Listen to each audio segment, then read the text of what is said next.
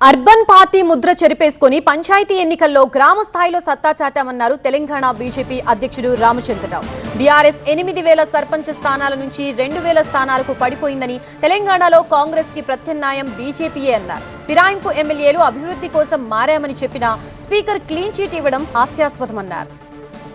రామచంద్రరావు వ్యాఖ్యల పూర్తి సమాచారం టీవీ9 కరెస్పాండెంట్ నరేష్ వివరిస్తారు. మనతో పాటుగా రాష్ట్ర అధ్యక్షుడు రామచంద్రరావు ఉన్నారు. ఇక్కడ కూడా బీజేపీ ప్రభావితం చేయలేదు.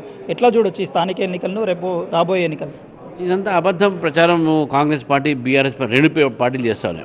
నిజామాబాద్లో దాదాపు మేము 2వ స్థానంలో ఉన్నాం, మంచి సీట్లు వచ్చినాయి. అక్కడ ఇటు కరీంనగర్లో కూడా మాకు బ్రహ్మాండమైన మెజార్టీ వచ్చింది, చాలామంది సర్పంచ్ గెలిచారు. ఆదిలాబాద్లో పాయల్ శంకర్ గారు, నాగేష్ గారు ఇద్దరు కూడా పనిచేశారు, అక్కడ కూడా గెలిచారు. ముదోలని నిర్మల్ జిల్లాలో ముదోలు కానీ, ఇక్కడ నిర్మల్లో కానీ, ఇటు పక్కన ఖానాపూర్లో కానీ మాకు వచ్చినటువంటి మంచి మెజార్టీ స్థానాల్లో బీజేపీ ఒక అభ్యర్థి గెలిచారు. అదేవిధంగా మాకు ఎక్కడైతే రాలేదు, గతంలో శూన్యం ఉండే, అక్కడ కూడా మాకు ఈరోజు పెరిగినాయి. దేశంలో ఫర్ ఎగ్జాంపుల్ మాకు చేవాళ్ళ ఉన్నది. చేవాళ్ళలో చాలా దాదాపు పెరిగినటువంటి సందర్భం చూస్తున్నాం. మాకు గతంలో మహబూబాబాద్ లేదు, ఈసారి 6 వచ్చింది. గతంలో మాకు సూర్యాపేట లేవు, ఈసారి 6 వచ్చినాయి. ఈ రాష్ట్రంలో గతంలో రూలింగ్ పార్టీ బీఆర్ఎస్, వాళ్ళప్పుడు 8,000 మంది వాళ్ళ సర్పంచ్లు ఉండే, ఈరోజు వాళ్ళు 2,000కి దిగిపోయారు. బీజేపీకి అప్పుడు 150 ఉండే, ఇప్పుడు మేము దాదాపు 1000 దాకా వచ్చినాం. 200 స్థానం, ఒక 100 స్థానం 200 స్థానం పెరిగినాం.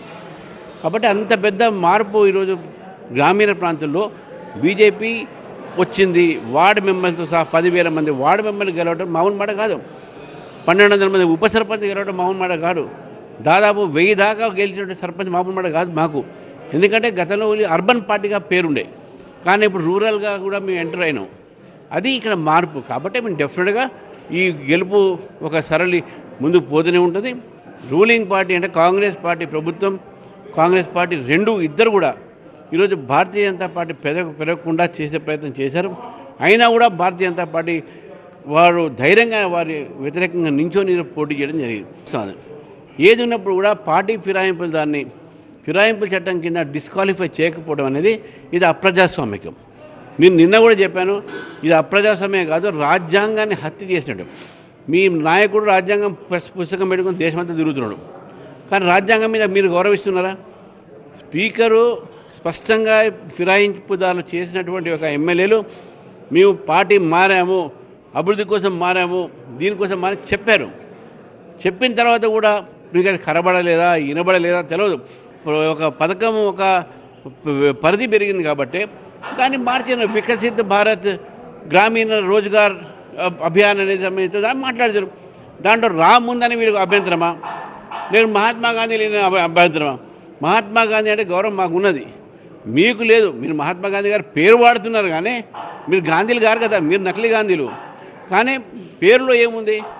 ఇంతకుముందు 100 రోజులు ఉండే, ఇప్పుడు 125 రోజులు మేము పెట్టినాం. ఎక్కువనా తక్కువనా? ఇంతకుముందు మీరు 1,00,000 కోట్లే ఖర్చు పెట్టారు, మేము 8 లక్షల కోట్లు పెట్టినాం. ఏదైనా ఉంటే మీరు ధారణ చేసుకోండి, నిరసన చేసి ఎవరు దాన్ని అభ్యంతరం చెప్పరు. కానీ రాజకీయ పార్టీ ముందు ధారణ చేసి ఆ రాజకీయ పార్టీని బెదిరిస్తా అంటే మేము కూడా ఊరుకునే లేదు.